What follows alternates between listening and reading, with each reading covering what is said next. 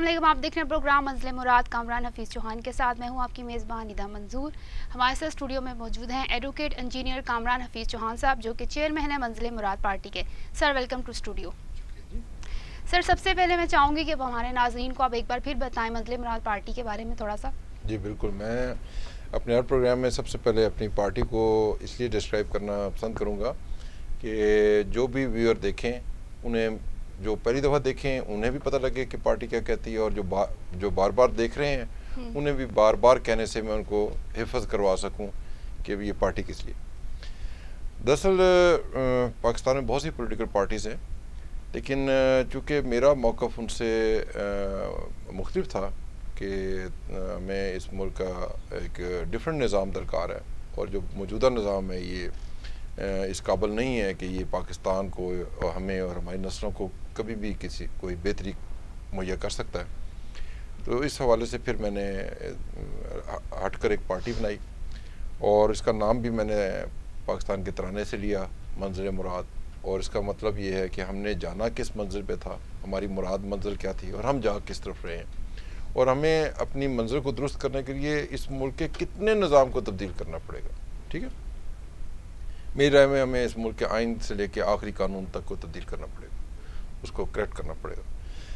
तो हमारी पार्टी का जो सबसे पहला पॉइंट है, नारा है, वो है ही अल्लाह अकबर। हमने जो कुछ भी करना है उस सिर्फ रब्बी खुशनुदी के लिए करना है, और उसके जो भी उसके वसीला जो हमें उसके मतलब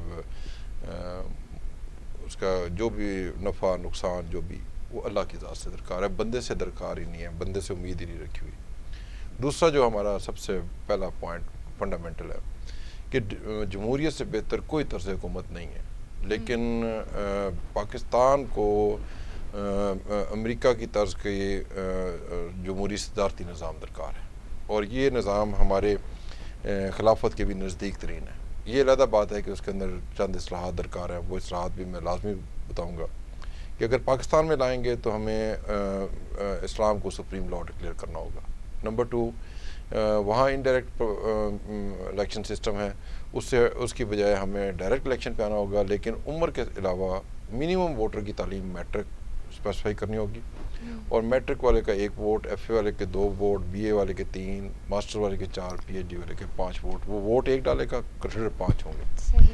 और जो भी लोग इलेक्टेबल्स हैं, जो भी इंतखाब किसी भी पब्लिक ऑफिस होल्डिंग के लिए चाहते हैं, उनकी मिनिमम तालीम बैचलर डिग्री होनी लाजमी है।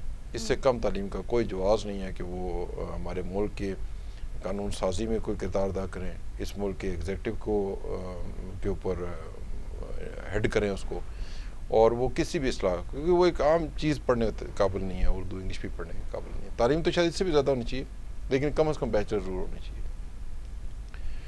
तो इसके साथ साथ जो हमारा मौक़िफ़ है वो ये है कि इस मुल्क के आइन से लेके आखिरी कानून को दोबारा रिविज़िट करने की ज़रूरत है।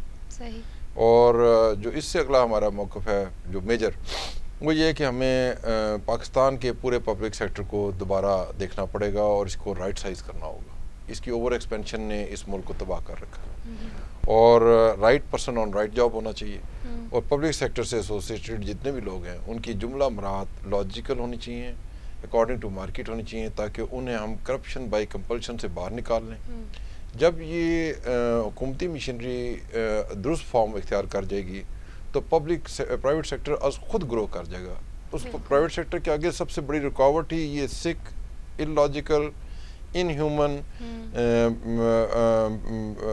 करप्ट और अंडरपेड और अनजस्ट सिस्टम है, जो हमारे इस मुल्क के प्राइवेट सेक्टर को उठने ही नहीं दे रहा। बिल्कुल ऐसा ही है। तो ये हमारा, इसके साथ फिर इस्लाहात दरकार है हमें, तालीम में, सेहत में, टैक्सेशन में। हमें इस मुल्क में इंसाफ को कायम करना है नीचे से ऊपर तक। किसी भी हुक्मरान पे जो सबसे पहली प्राइम जिम्मेदारी हमारा दीन उस पर लगाता है, वो उस हुक्मरान की जिम्मेदारी है सोसाइटी में हर सतह पर इंसाफ का कायम करना। बिल्कुल ऐसा ही है, जो कि बिल्कुल नज़र नहीं आ रहा हमारे हाँ, मुल्क में। और आप ये देखें कि तहरीक इंसाफ जिसका नाम ही सिर्फ इंसाफ पर है, बिल्कुल वो ना इंसाफ मुहैया कर पाए, एहतिसाब का नारा जिन्होंने लगाया था, नहीं ना इंसाफ कर पाए, ना खुद अपने मनसबों से इंसाफ कर रहे हैं। ऐसे तो हमारा इसलिए इस पर भी एतराज़ है। सही। तो एक तो ये है, तो दूसरा ये है कि मैं आज चाहूँगा कि हम गिलगित बल्तिस्तान जी के जी इशू सर, पर बात वो करें। बिल्कुल पीटीआई ने जो कि गिलगित बल्तिस्तान में इलेक्शन में अभी अच्छी खासी उनको जीत हासिल हुई है, लेकिन इसके साथ मैं ये चाहूँगी बताएं कि जो उसको सुबह बनाने का कहा जा रहा है, आप इस बारे में क्या कहते हैं? मेरी देखें जी, बात यह है कि जो महाराजा के दौर का कश्मीर था ना, गिलगित बल्तिस्तान भी उसका हिस्सा था। सही। और ये हालिया आज़ाद कश्मीर भी, मकबूजा कश्मीर भी, और इसके अलावा भी कुछ इलाके हैं जो एक्चुअली उस गवर्नमेंट का हिस्सा हैं। और अभी हमारा ये इशू यूएनओ के जो करारदाद है उसके तनाज़ुर में ये थ्रू प्लेबसाइट हल होना है, हक़ राय दही से। और हक़ राय दही के लिए जितने भी लोग कश्मीरी तसव्वुर होते हैं या वो उस हक़ को इस्तेमाल करने का इख्तियार रखते हैं, उन्हें हमें किसी सूरत पाकिस्तान का प्रोविंस नहीं बनाना चाहिए। अच्छा। और ये अलग बात है कि बिल्कुल ठीक है, गिलगित बल्तिस्तान ना प्रोविंस था, ना उनको अलग स्टेट दी गई, और हत्ता कि जो आज़ाद कश्मीर है इसमें भी गिलगित बल्तिस्तान के लोगों को वो हक़ हासिल नहीं रहा जो उनको दिया जाना चाहिए था। और जिस तमाम डेप्रीवेशन के तनाज़ुर में वो अपने डेफिनेटली उन्होंने सर्वाइव करना है और किसी नॉर्म्स पे चलना है, उनके निज़ाम ने चलना है, तो उन्होंने मजबूर होकर प्रोविंस की डिमांड कर दी। और लेकिन आप ये देखें कि पाकिस्तान की गवर्नमेंट को अच्छी तरह सोचना चाहिए कि वो क्या बात अनाउंस करने जा रहे हैं। और तमाम पॉलिटिकल पार्टीज़ ने वोट लेने के लिए सब ने वहाँ जाके सूबे का नारा लगा दिया। हाँ बिल्कुल ऐसा ही है। मेरी राय ये है और ये रही है कि जब तक प्लेबसाइट होता है उस वक्त तक आप गिलगित बल्तिस्तान को भी बिल्कुल वही स्टेटस दे दें जिस तरह आज़ाद कश्मीर को हासिल है। वहाँ पे भी प्राइम मिनिस्टर हो, वहाँ पे भी प्रेसिडेंट हो, वहाँ पे उनकी सुप्रीम कोर्ट हो, उनकी हाई कोर्ट हो, सब तमाम निज़ाम वो दे दें जो हमारे पास आज़ाद कश्मीर को हमने दे रखा है, वही उनको भी दे दें।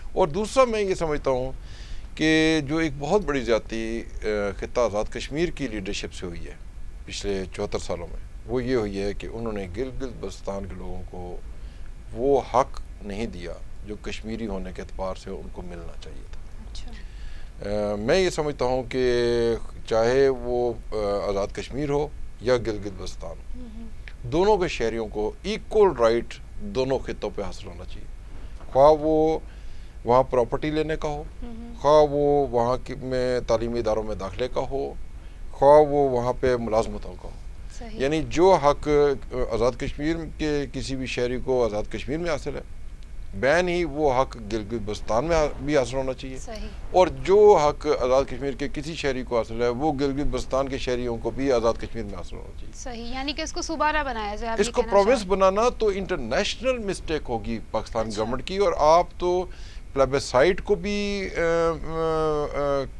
खड्डे में डालने जा रहे हैं, और आप एक इंटरनेशनल ऐसी मिस्टेक करने जा रहे हैं कि जब आप ये करेंगे तो आप इंडिया को जवाब देंगे वो मकबूजा कश्मीर को प्रोविंस बना लेगा।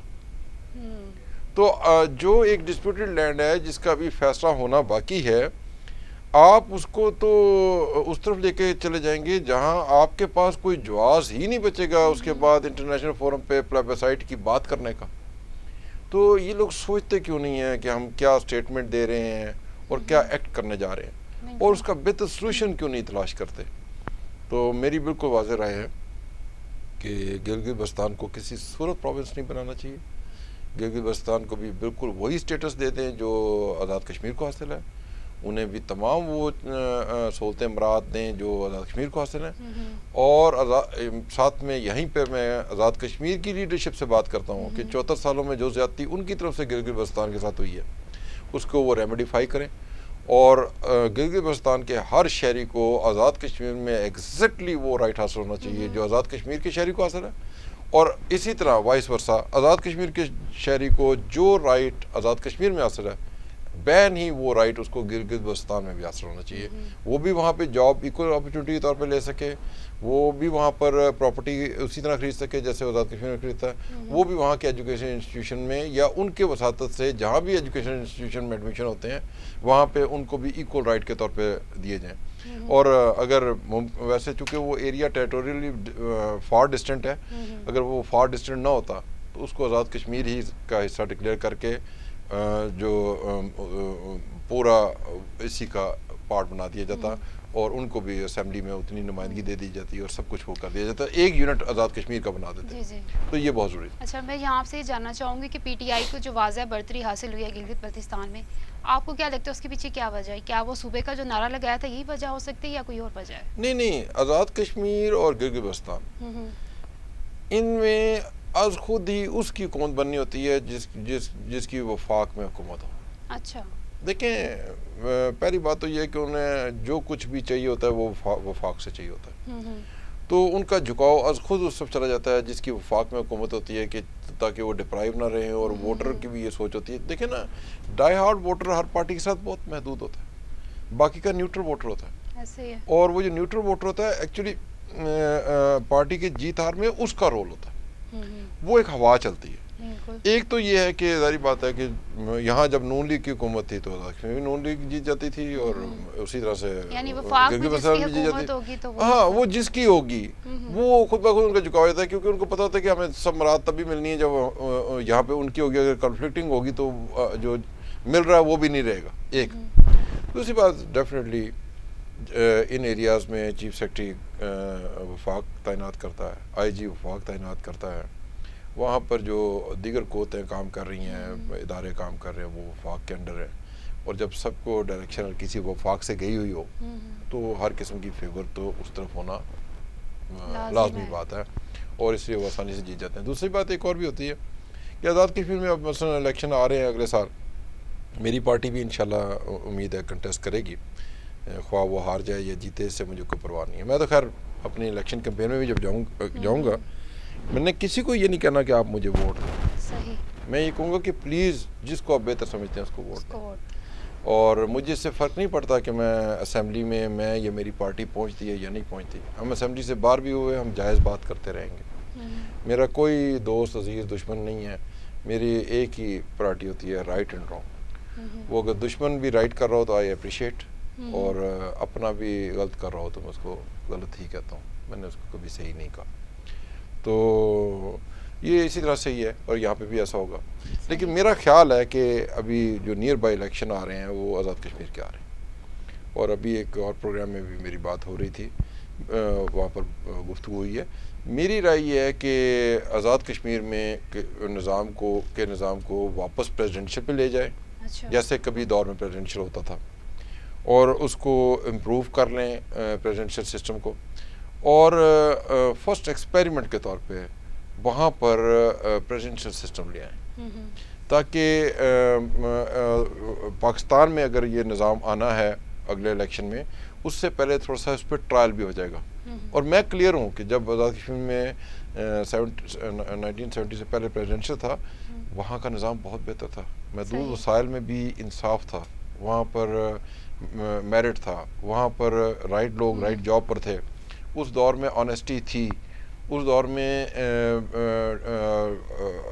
तकसीम नहीं थी बरादरियों की बुनियाद पर। ये जब पार्लियामेंट्री आया है वहाँ सत्यानाश हो गया, वहाँ पे बरादरीज़म इस हद को क्रॉस कर गया है कि वो एक लानत की शक्ल इख्तियार कर चुका है।